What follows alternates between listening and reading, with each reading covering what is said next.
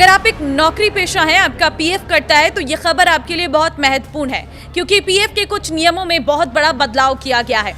एक एक करके आपको बताऊंगी, इस वीडियो को लास्ट तक जरूर देखें और आपके सारे सवालों के जवाब आपको इस वीडियो में मिल जाएंगे। नमस्कार, मैं हूं आपके साथ ममता तिवारी और आप देख रहे हैं न्यूज़ 18 का डिजिटल प्लेटफॉर्म। अब नौकरी पेशा लोग बीमारी, शिक्षा, शादी और घर जैसी जरूरतों के लिए अपने पीएफ अकाउंट से पात्र 75% राशि का 100% तक पैसा निकाल सकेंगे।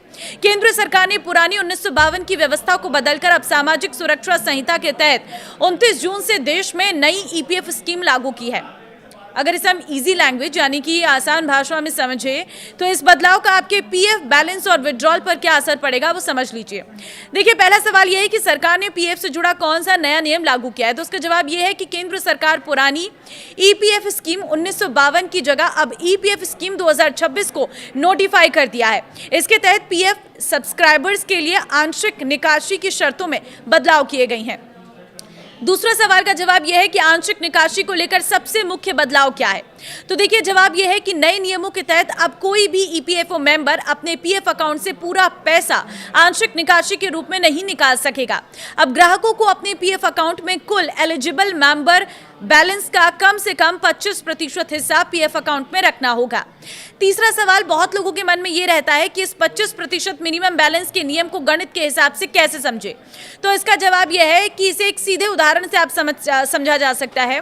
अगर किसी कर्मचारी के पीएफ खाते में कुल एलिजिबल मेंबर बैलेंस 1 लाख रुपए है, तो नए नियम के मुताबिक 25,000 यानी कि 25% को खाते में ही छोड़ना अनिवार्य होगा।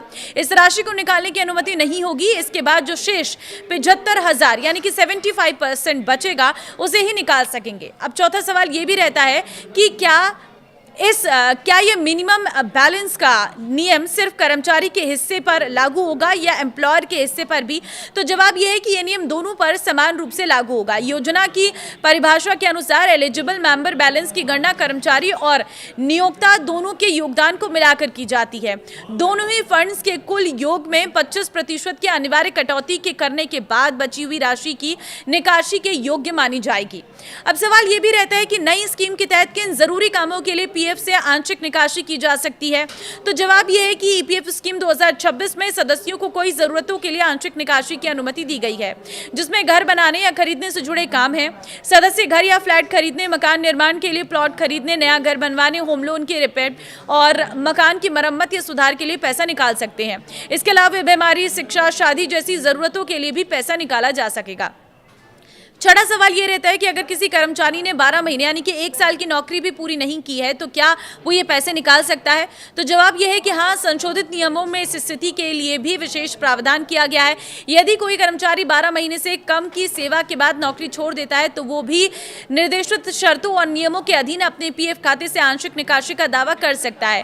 पहले के मुकाबले इसमें नियमों को थोड़ा ज्यादा फ्लेक्सिबल बना दिया गया है। इस नई योजना ईपीएफ स्कीम 2026 को लाने के पीछे का क्या मुख्य उद्देश्य है वो भी समझ जाइए। इस नई योजना का दोहरा उद्देश्य है। पहला उद्देश्य है कर्मचारियों को नौकरी के दौरान जरूरत पड़ने पर आसानी से पैसा मिल सके।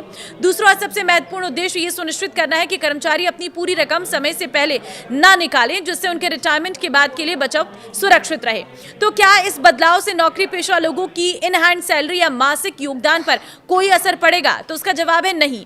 इस बदलाव का आपकी हर महीने कटने वाली पीएफ की राशि या इन हैंड सैलरी पर कोई सीधा असर नहीं पड़ेगा। आपके वेतन से पीएफ का योगदान पहले की तरह ही जारी रहेगा। यह नया नियम केवल उन स्थिति में प्रभावी होता है जब आप अपने जमा फंड से एडवांस या आंशिक रूप से पैसा निकालने के लिए आवेदन करते हैं। देखिए, ईपीएफओ ने वित्त वर्ष 2025-26 के लिए कर्मचारी भविष्य निधि जमा पर 8.25% की ब्याज दर तय की है। इसी दर के हिसाब से सभी पात्र खातों में ब्याज की गणना राशि जमा की जाएगी।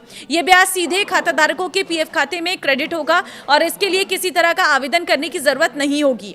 ईपीएफ कर्मचारियों की लंबी अवधि की बचत का सबसे बड़ा साधन माना जाता है। हर महीने कर्मचारी और नियोक्ता दोनों की ओर से पीएफ खाते में अंशदान जमा होता है, जिस पर ईपीएफओ हर साल ब्याज देता है। ब्याज जोड़ने से कर्मचारियों के रिटायरमेंट बचत में अच्छी बढ़ोतरी होती है और भविष्य के लिए मजबूत वित्तीय सुरक्षा मिलती है। अगर अगले 15 दिनों में आपके खाते में ब्याज नहीं मिलता है तो घबराने की जरूरत नहीं है। ईपीएफओ चरणबद्ध तरीके से सभी सक्रिय खातों में ब्याज जमा करेगा, इसलिए अपडेट में थोड़ा समय लग सकता है। ब्याज जमा होने के बाद कर्मचारी कई तरीकों से अपना पीएफ बैलेंस चेक कर सकते हैं। ईपीएफओ की आधिकारिक वेबसाइट पर भी उपलब्ध रहेगा पासबुक सेवा। उमंग ऐप से भी कर सकते हैं, मिस कॉल या फिर एसएमएस के जरिए भी कर सकते हैं।